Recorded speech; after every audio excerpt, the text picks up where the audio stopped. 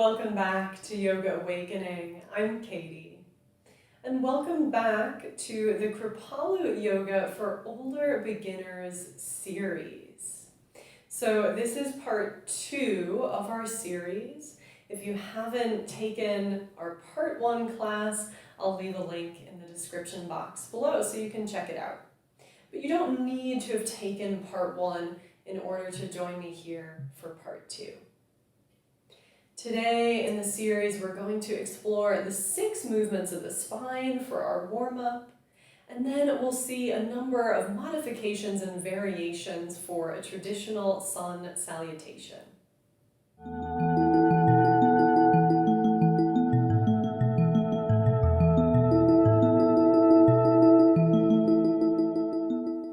You don't necessarily need any special props for today's practice. If you happen to have a yoga mat, have that laid out. If you happen to have a chair, this will come in handy possibly a little bit later on in the practice. And a final option would be to have a wall somewhere nearby. So pause the video for a moment if you need to gather any of those things. I'm just protecting my yoga mat here with a blanket. You might like to have a blanket handy as well. Anything else you think might be supportive. Household items, nothing fancy. So we'll get started here in a seat of your choice, just like we began our first practice together. So I'm going to opt for my chair today because I've got it all nicely set up and I think it's a really good option. But you could also be seated on this blanket potentially, or maybe you've got a bath towel. You could fold it up maybe one more time and then sit on the edge of that. Seated in a chair is also great. So wherever you are, start to come into that seat. Take a moment or two to get there, get out any wiggles or adjustments. And feel free to take that time to make yourself comfortable. You don't need to rush. The beauty of the yoga video is that you can always pause the video, you can rewind. We'll meet here in our seat. So if you're seated in a chair, feel the feet planting down evenly. If you join me for part 1, maybe you remember and you can go back to that awareness of our Tadasana pose, our mountain pose with the feet evenly grounding. And if you're sitting cross-legged, you might find that same awareness and grounding, but through hips and sitting bones. Hands resting wherever is comfortable. Let's close the eyes here for a moment. Maybe you give that a try. If last practice you kept the eyes open for this portion, this centering as we got started.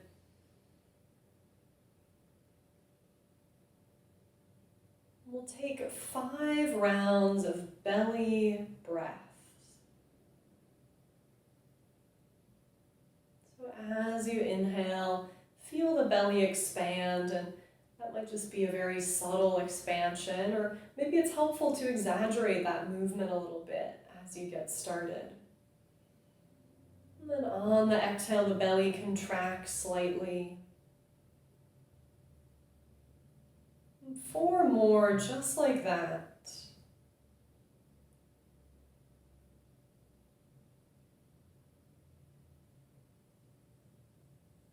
Directing the breath downwards into the low belly. Maybe bringing the hands there to feel that movement a little more clearly.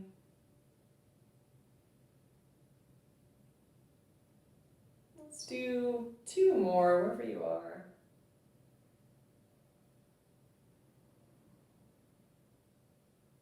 Last one, maybe a slightly bigger or longer breath.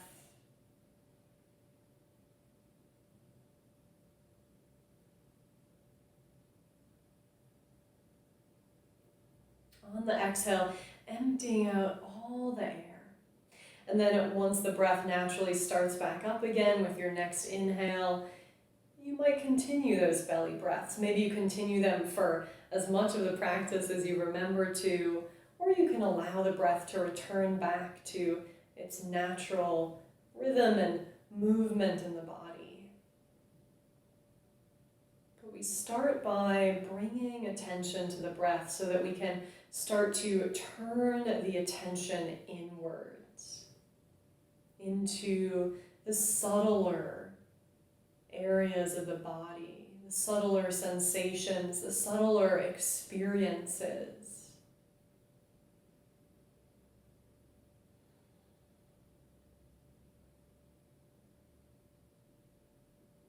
And that's really all you need to do to be doing yoga. Tuning in to these subtler and deeper experiences. Just asking yourself, what is my experience? Maybe sometimes a more difficult question than you might think. And we'll start to build on this awareness with some movements. So I'm going to take these movements from my seat, in my chair. Know that you could also take our flexion and extension when we get to those from tabletop, and I'll do my best to remind you. So you always have these options. You could also do this from cross-legged. So we're going to start with an easy twist off to the right, so cross-legged or seated in your chair. Right hand is just going to come behind you and rest wherever it naturally wants to, and then left hand to the outer edge of the right thigh. And I'm finding this balance here between using the hands to guide myself in, but not so much that if I were to release my hands, I would be pulled totally out of that twist, right? So a balance there, not cranking into the twist, but using the hands as a little bit of support. So here's our first movement of the spine, rotation, twists. And the movements are actually paired, so we have rotation to the right and rotation to the left, and those are 2 of our 6 movements. Maybe you try that belly breathing here and notice how the breath needs to kind of negotiate now that you're changing up that space in your twist. Breathing in, breathing out. Make your way back through to center. Feel that unraveling in the transition. So don't miss the transition there. It's really part of the pose too. And then we'll take that over to the left. So right hand to left thigh. And I'm not mirroring you here, so I'm on my left side as well. And then left hand behind. You could come up there to your fingertips, maybe a little further onto the palm. And again, negotiating here to find that balance of actively engaging to be in the twist, but not so much that you're creating lots of tension, right? And really trying to get in there. That's the balance. And then maybe back to the belly breaths, or just some general attention on the breath.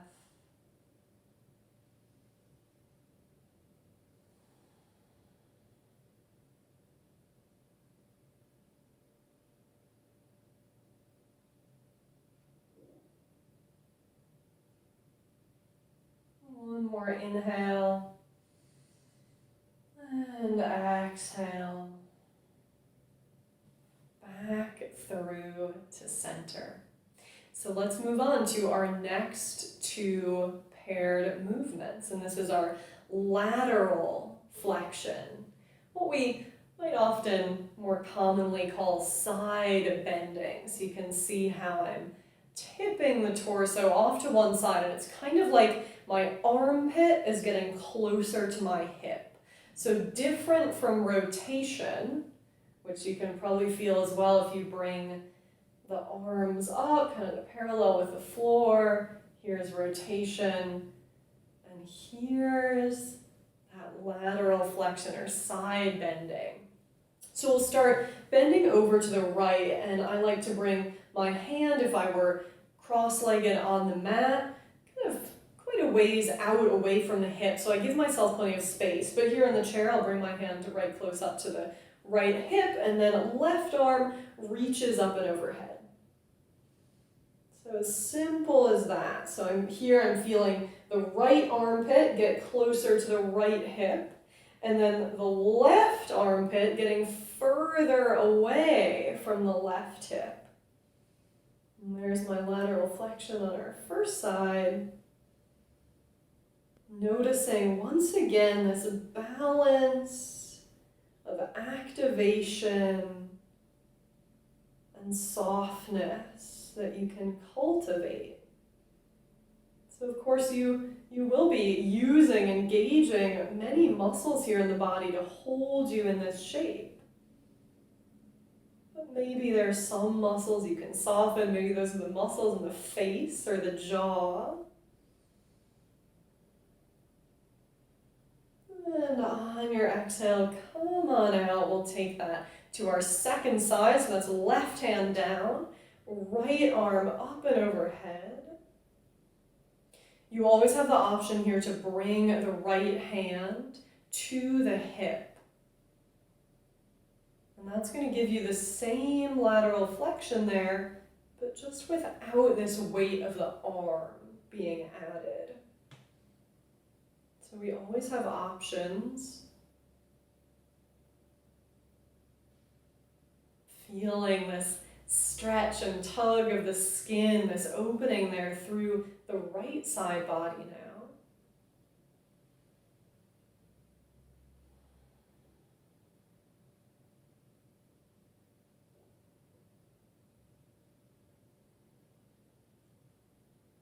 One more breath in, and then on your exhale, shifting back up to neutral. Return back to your neutral spine.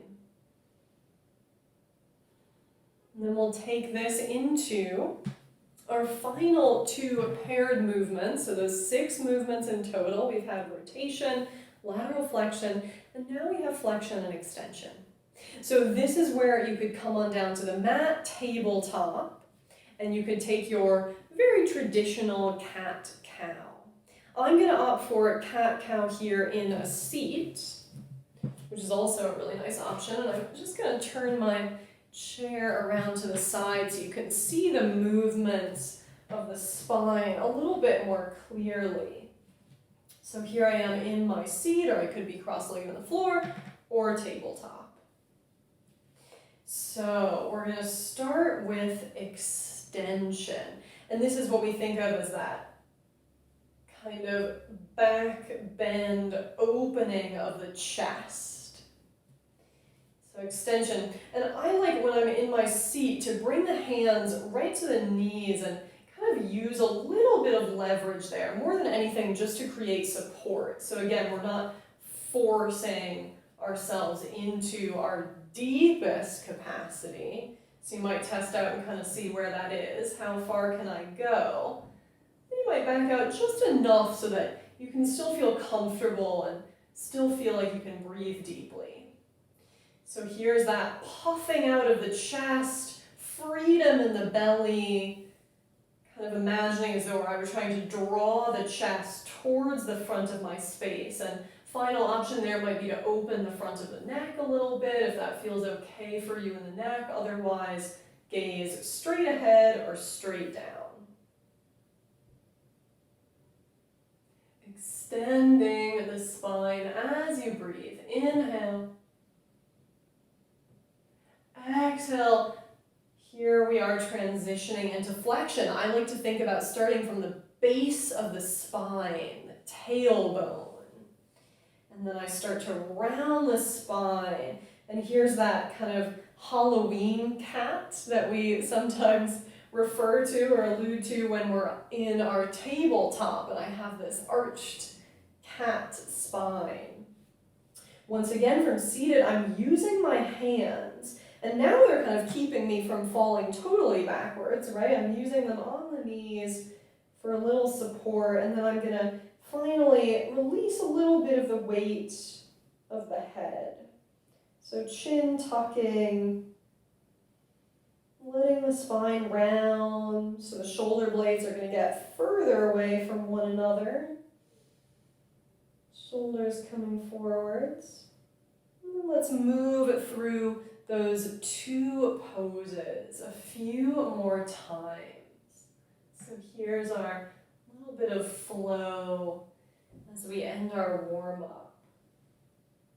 It's really nice here to follow the breath. So an inhale could take you into your extension, that puffing out of the chest or back bend. And an exhale could take you into your rounded spine or flexion.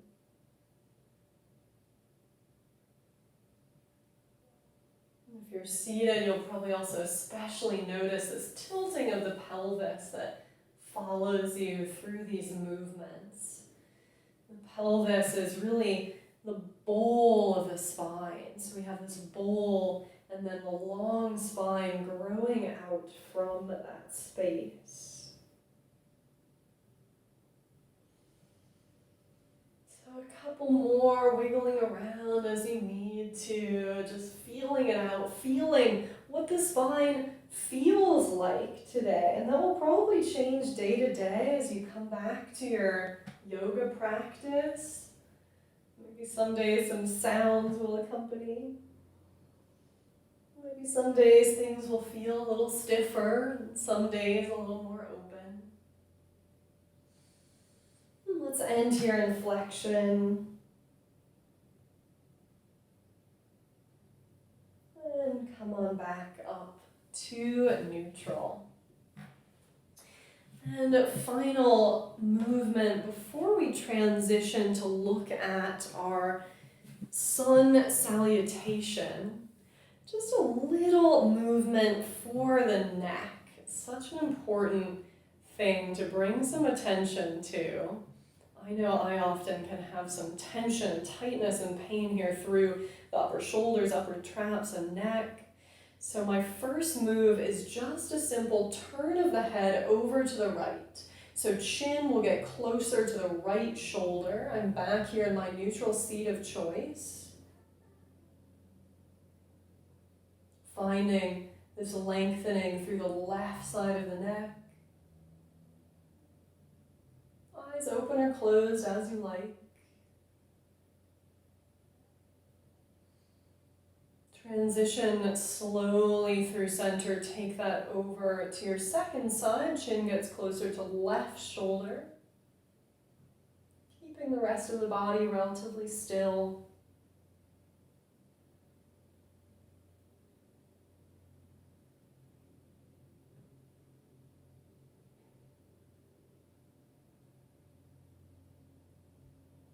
Back through center, and then tuck the chin, so chin closer to chest, and then take some movement side to side, but now from this tucked chin position. So creating maybe kind of a really open U shape or a crescent moon shape. You can imagine drawing that shape with the nose.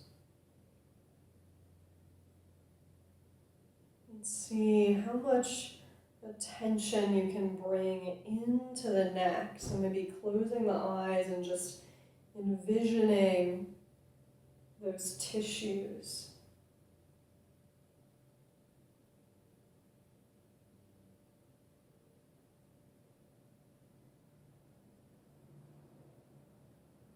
Soft movement. Bring that movement to an end. Open the eyes if they were closed. Start to shift so that the chin lifts just slightly. So don't think about so much tilting the head back as far as you can go, but instead a gentle opening through the front of the throat or front of the neck. And then again, we repeat this movement side to side, and here especially, this will be just a really small motion. Maybe just turning the head an inch one direction, and an inch in the other. Keeping that opening through the front of the neck as best you can.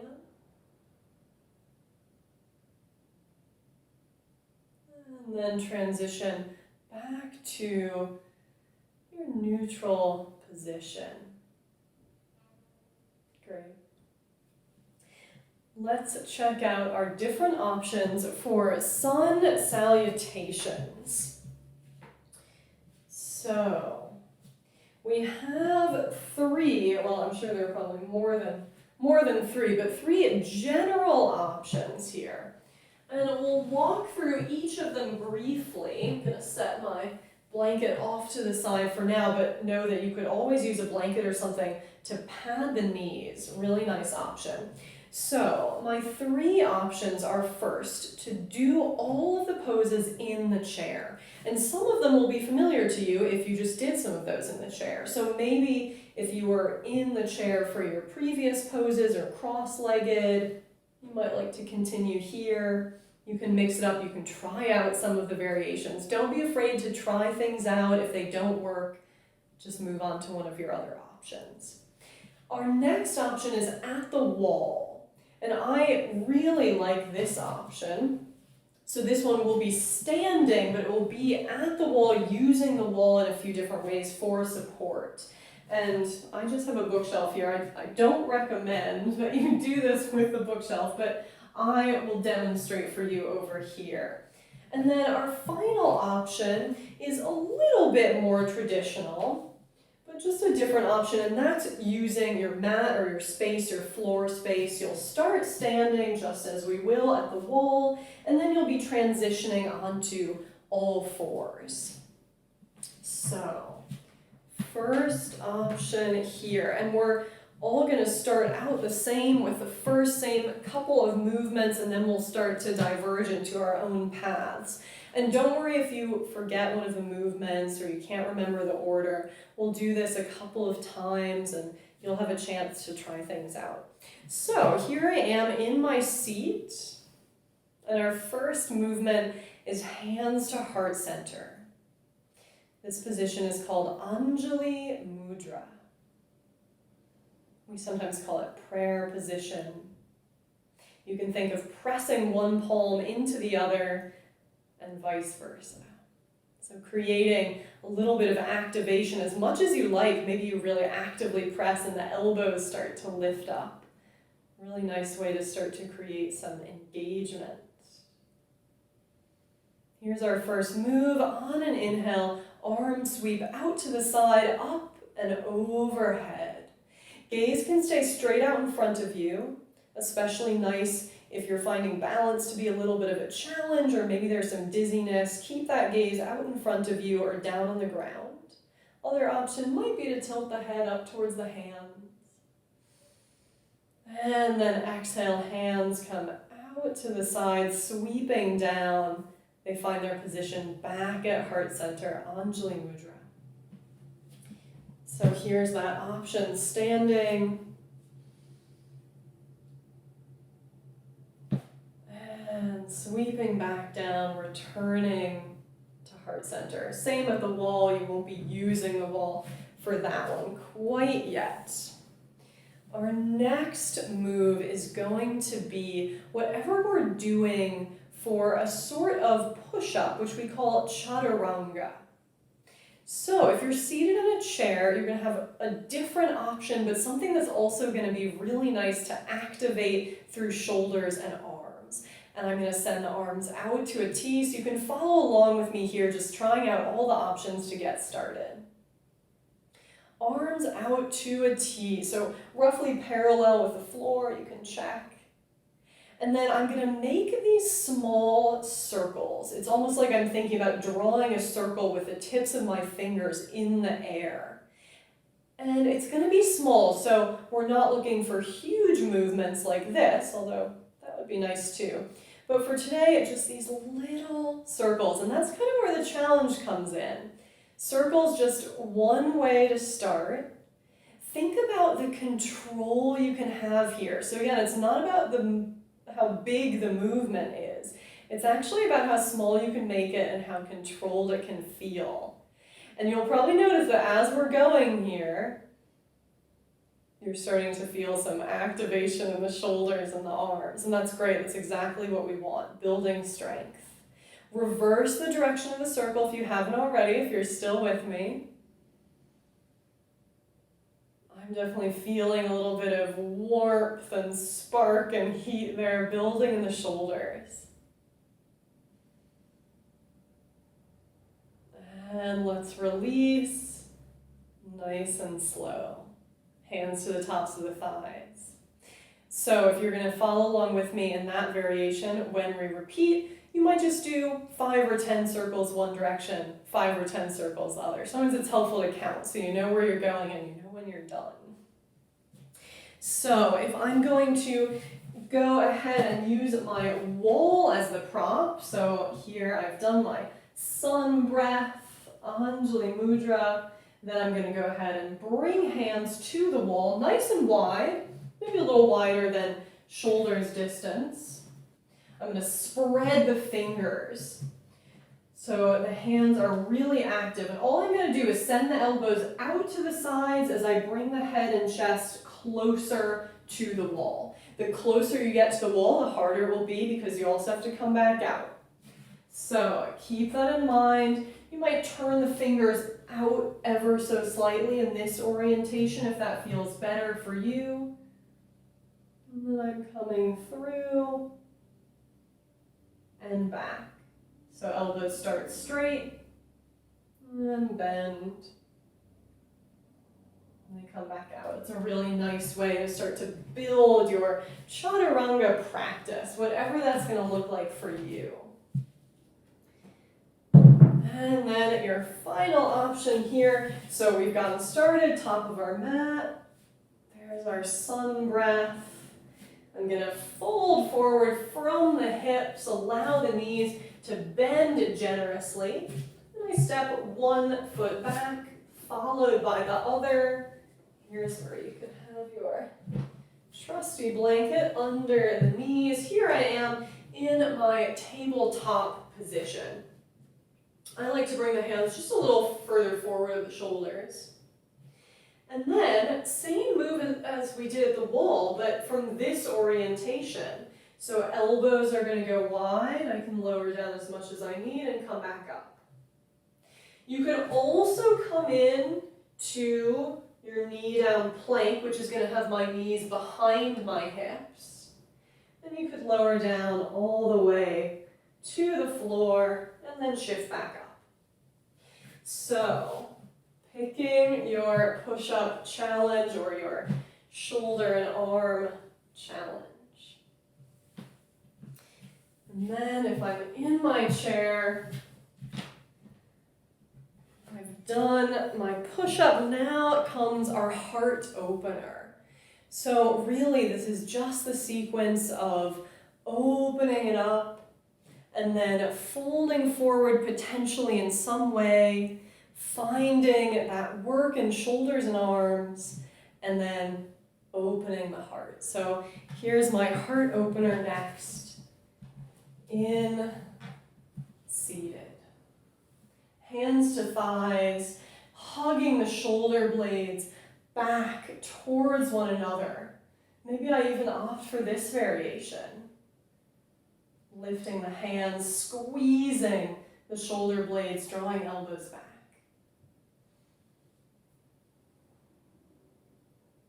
Opening the heart. Same thing at the wall. Chaturanga. Lifting the heart, pushing the chest out towards the wall. Same thing from my tabletop, and you could have two options there. If I've taken my push-up with knees down, I could hug the shoulder blades towards one another, lift up the chest from the mat, hug the elbows into the sides of the body. There's the challenge. Baby cobra. Know that you can be up here and you can also be down here. These are both great options. I'm really starting to ask the back of the body to work for me to keep me from face planting. Elbows hugging in, pressing into the hands, lower down. Other option, if you've taken your push-up, you could walk the hands back just a little bit and take a cow pose. Same nice arch in the back there, opening in the chest.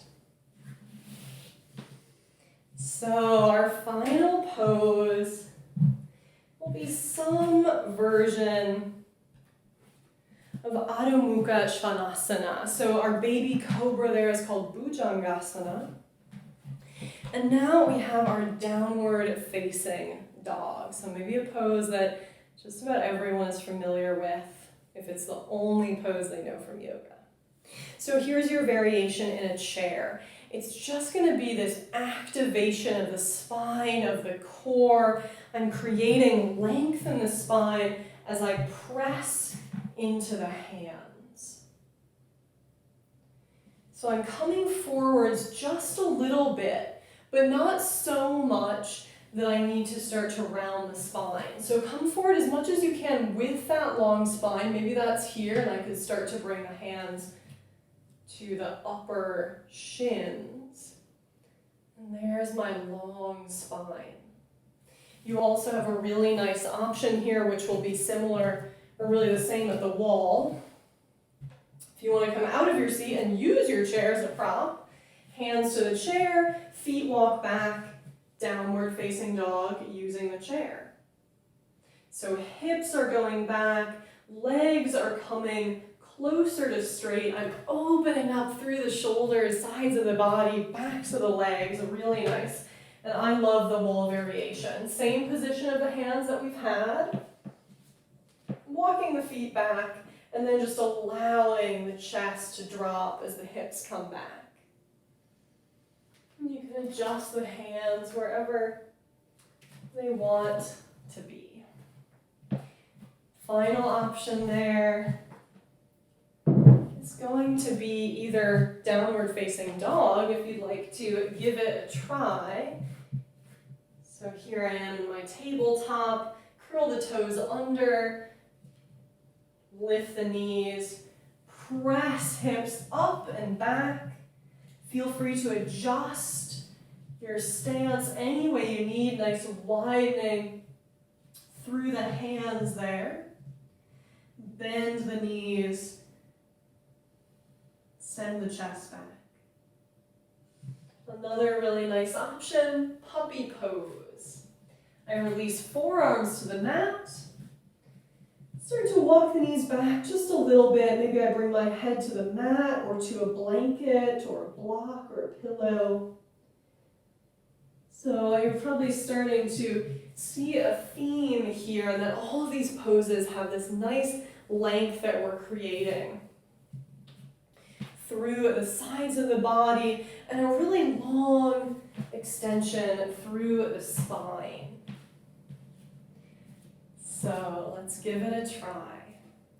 That's our whole sequence.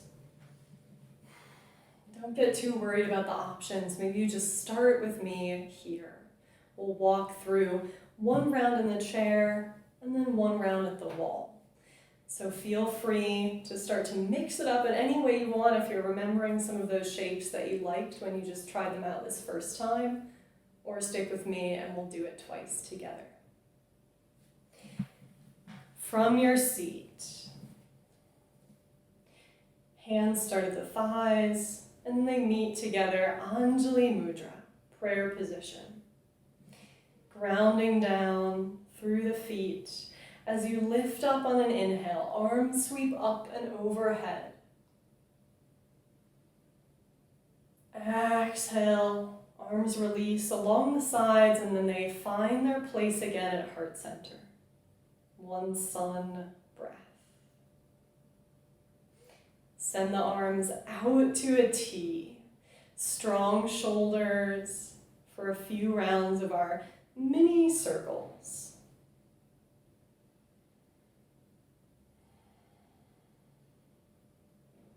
Imagine you're pushing the fingertips away from you, activating through arm and shoulder.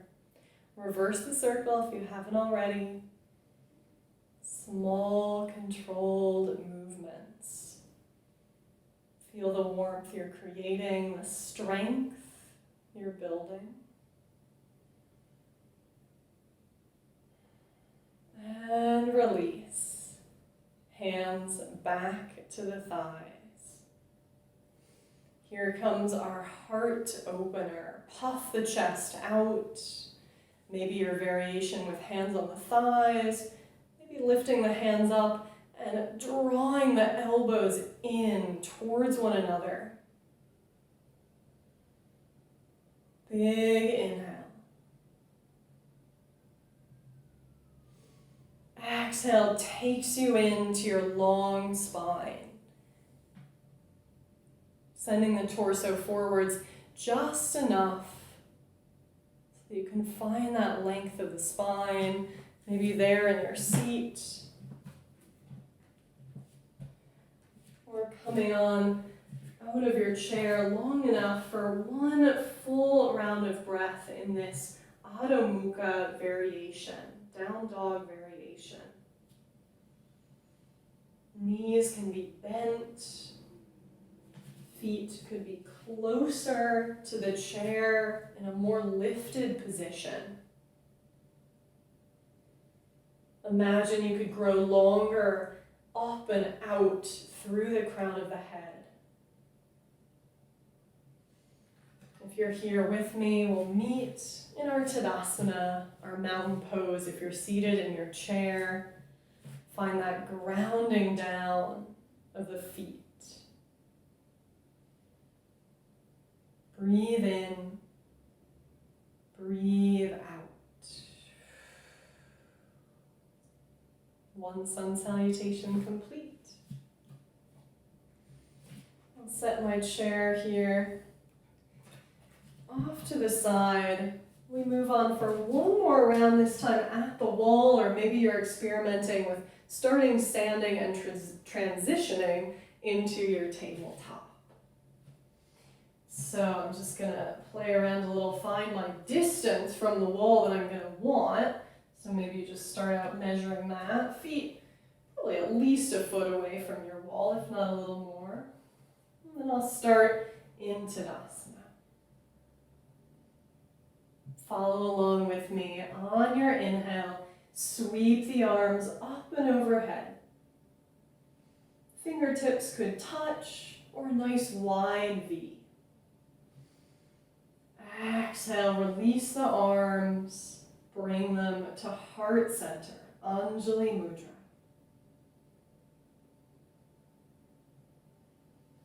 Bring the hands to your wall, spread the fingers, and then bend the elbows out to the side as you lean forwards. Bring the head as close to the wall as you can. With control, re-straighten the elbows back to your starting position. On your inhale, start to puff out the chest. Push it forwards towards the wall. Maybe you replicate that cobra or bhujangasana position a little more by bringing the hands a little closer, fingertips pointing up, and then hugging the elbows in. Open the front of the throat. Inhale. On an exhale, send the hips back. Maybe re-widen the hands. Adjust the distance of the feet to the wall. Downward facing dog at the wall. Adho Mukha Svanasana variation.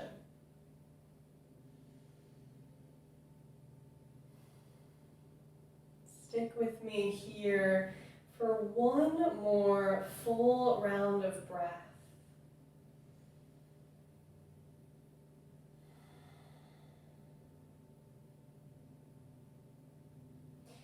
Start to walk your feet back in closer to the wall so that you can release the hands back. Arms hang heavy along the sides of the body, Tadasana, mountain pose.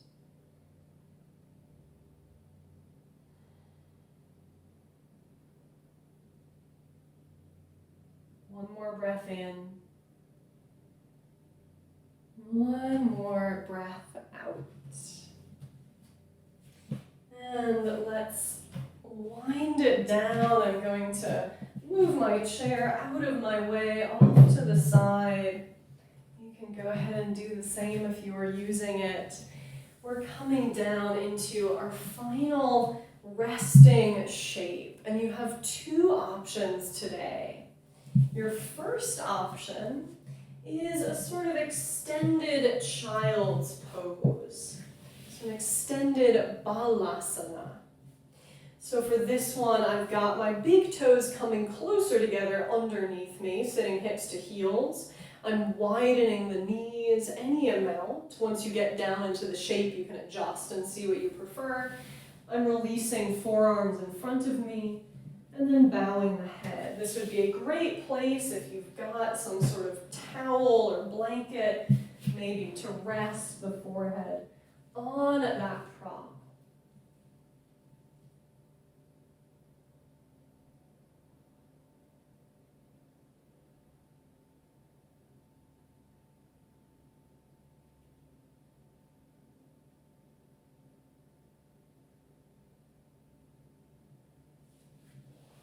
This pose is in here for my mom. We've been doing yoga together for quite some time. She's a great yogi. And she loves that pose to end. So she actually recommended that to me, said that that was something I should include. So, Balasana, if you liked that. If it wasn't quite right for you, and it's not always right for everyone, corpse pose or Shavasana. Another one of our classic poses, maybe the most beloved. And this really is simply lying on the back. And I really like to take up some space here in my Shavasana. So that means widening the feet and bringing the arms a little ways away from the sides of the body. Feel the shoulder blades resting evenly underneath you. And then from there, start to feel every other place of the body, every other area that is touching the ground. So whether you're ending here or in your child's pose, start to make that connection to the ground. As you start to release any activation or fieriness that you might have cultivated in today's practice, and let that go, start to find this cooling, relaxing energy.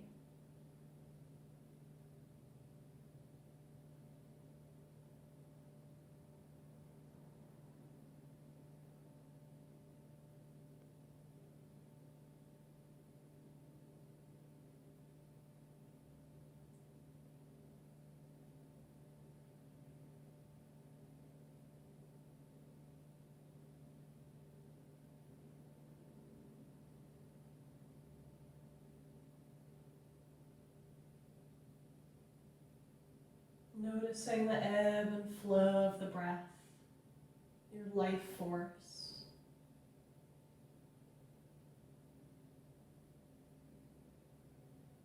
Finding gratitude for this practice today, for your body, most importantly for your awareness, for the awareness and attention and care and presence that you have cultivated in this class.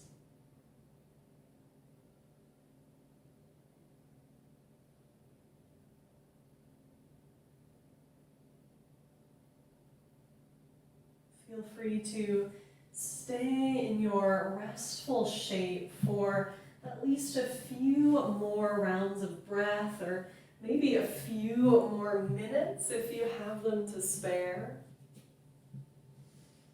Otherwise, we can meet here in a seat of your choice.